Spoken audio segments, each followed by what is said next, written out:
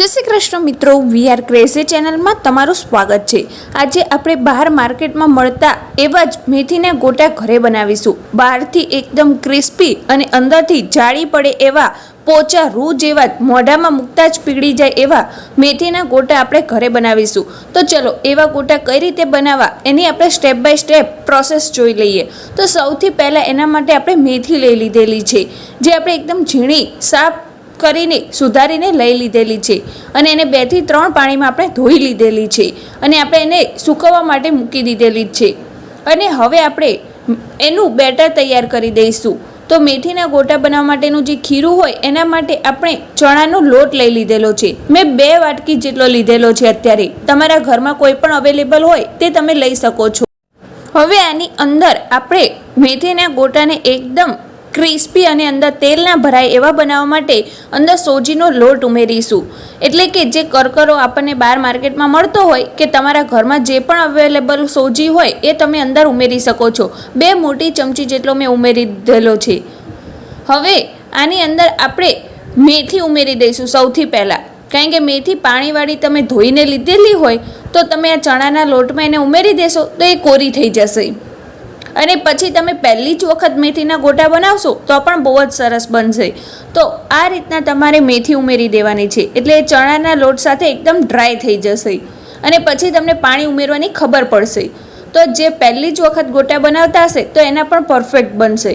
તો હવે આપણી મેથી અંદર ઉમેરી દીધી છે। હવે બાકીના મસાલામાં આપણે અડધી ચમચી જેટલું લાલ મરચું પાવડર ઉમેર્યું છે અને સાથે જ અડધી ચમચી જેટલું हळदर पाउडर उमेरी दीधेलो छे अने साथे ज अर्धी चमची जेटलो धाणा जीरुं पाउडर। हवे आ 3 वस्तु उमेरी दीधा पछी आपणे आनी अंदर मीठुं उमेरीशुं। मीठुं तमारा घरमां जेटलुं खाता होय एटलुं स्वाद अनुसार तमारे उमेरवानुं रहेशे अने आ बधी वस्तुने सारी रीते मिक्स करी लईशुं। अने हवे आपणे आनी अंदर सूको मसालो उमेरीशुं, जेमां आखा धाणा छे, वरियाળી छे अने अजमो छे। आ 3 वस्तु अंदर मेथीना गोटामां उमेरशो तो तमारा गोटानो स्वाद 4 गणो वधी जशे અને તમારા ઘરમાં પણ બધાને મેથીના ગોટા બહુ જ ભાવશે। અને જે મેં આખા ધાણા છે એને થોડાક વાટી લીધેલા છે। હવે આની અંદર મેં લીલા મરચા છે એને આપણે ઝીણા સુધારીને અંદર ઉમેરી દીધેલા છે। 4 તીખા મરચા લીધેલા છે। જો તમે ઓછું ઘરમાં તીખું ખાતા હોય તો તમે ઓછા પણ કરી શકો છો। તો હવે આની અંદર આપણે થોડું થોડું પાણી ઉમેરતા જઈને એનું એક મસ્ત મજાનું સ્મૂથ બેટર તૈયાર કરીશું। तो जो आ रीतना थोड़ू थोड़ू पाणी उमेरवानुं छे, एकदम वधारे नथी उमेरी देवानुं, थोड़ू थोड़ू उमेरता जईने बस तमारे आ रीतनुं चमचामांथी पड़े एवुं बेटर तैयार करवानुं छे। हवे बधा स्वादने बेलेन्स करवा माटे आपणे खांड उमेरीशुं। 1 मोटी चमची जेटली मैं खांड उमेरेली छे आनी अंदर अने एने पण अंदर सारी रीते आपणे मिक्स करी लईशुं बेटरनी अंदर। तो अत्यारे तमने बेटर आ टाइपनुं देखातुं हशे, पण जेम जेम तमे एने फेटता जशो एम एम तमारुं बेटर एकदम स्मूथ थतुं जशे। तो जो अत्यारे तो चमचामांथी तमने आ रीतथी पड़तुं लागे छे, पण हजी आनी अंदर आने फेटवानुं छे। हजी आनी अंदर आपणे चपटी हींग उमेरवानी छे, जेथी मेथीना गोटा पाचन करवामां सहेला पड़े। अने साथे ज आनी उपर आपणे 1 मोटी चमची जेटलो खावानो सोडा उमेरीशुं। ते તમને કોઈ પણ કરિયાણાની દુકાને આસાનીથી મળી જશે। હવે આ ખાવાનો સોડા ઉમેરી દીધા પછી આની ઉપર આપણે 1 મોટી ચમચી જેટલું તેલ ઉમેરવાનું છે અને આ 3 વસ્તુ ઉમેરી દીધા પછી હવે આપણે આ જે બેટર છે એને 5 મિનિટ સુધી એક જ ડાયરેક્શનમાં ફેટવાનું છે। એને બિલકુલ પણ છોડવાનું નથી વચ્ચે, એટલે એની અંદર હવાના કણ ભરાશે અને તમારા મેથીના ગોટા એકદમ ફૂલીને સરસ મજાના એકદમ પોચા રૂ જેવા થશે। બહારથી એકદમ ક્રિસ્પી થશે અને અંદરથી સરસ મજાની જાળી પડશે। એટલે તમારે બેટરને ફેટવું બહુ જ જરૂરી છે। એટલે 5 મિનિટ સુધી એક જ ડાયરેક્શનમાં ફેટવાનું છે, બિલકુલ એને વચ્ચે છોડવાનું નથી। એ પ્રોસેસ પછી એને આપણે 20 મિનિટ સુધીનો રેસ્ટ આપી દઈશું। ત્યાં સુધી આપણે એની સાથે સર્વ થતી ખાટી મીઠી ચટણી બનાવી લઈશું। તો એના માટે મેં અહીંયા ખજૂર આંબલીને અડધો કલાક પહેલાં જ તે ગરમ પાણીમાં પલાળી દીધેલી હતી। હવે એને આપણે એક જાડા તળિયાવાળા તપેલીમાં એને ગરમ કરવા મૂકી દઈશું 5 થી 7 મિનિટ સુધી। તો જો આ રીતના પાણી ઉકળવા લાગે આપણું એટલે આપણે આ ગેસની ફ્લેમને બંધ કરી દેવાનું છે। આપણે મીડિયમ ગેસ ઉપર એને ઉકાળવાની છે અને પછી આ રીતના ઢાંકણ ઢાંકી દેવાનું છે અને એને ઠંડુ થવા દેવાનું છે। અને આ રીતના ઠંડી થઈ જાય, રૂમ ટેમ્પરેચર ઉપર આવી જાય એટલે આપણે આને બ્લેન્ડરની મદદથી એને ક્રશ કરી લેવાનું છે। જો આ રીતના અને બ્લેન્ડરથી મદદથી ક્રશ થઈ જાય પછી એક કાણાવાળું બાઉલ લઈ લેવાનું છે, એમાં એને ગાળી લેવાનું છે, એટલે એમાં જે પણ કચરું હશે એ બધું દૂર થઈ જશે। તો જો આ રીતના આપણે એને કાણાવાળા બાઉલમાં ગાળી લઈશું અને પછી આપણે બીજો મસાલો એડ કરીશું અંદર। તો જો આ રીતના આપણું જે પાણી છે એ સરસ મજાનું ગળાઈ ગયું છે અને તમારે જેટલી પતલી કે જાડી રાખવી હોય એટલી તમારા ઉપર ડિપેન્ડ છે। તો અત્યારે મેં આટલી જ રાખેલી છે, ઠીક।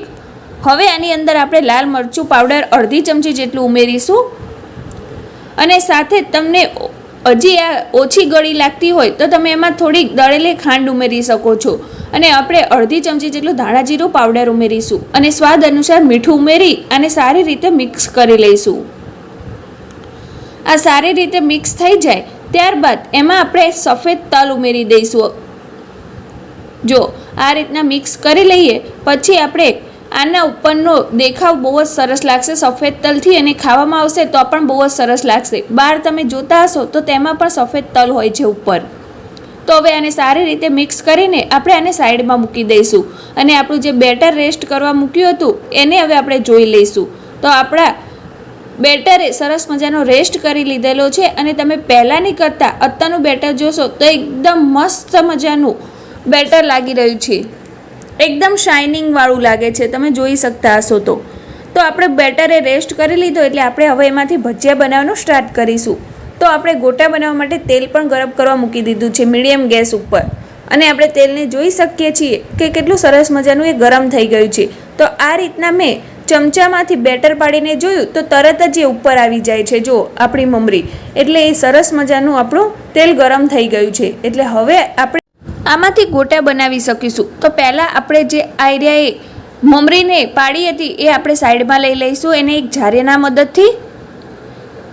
અને આઈરીએ પણ ખાવામાં બહુ જ ક્રન્ચી અને ટેસ્ટી લાગે છે।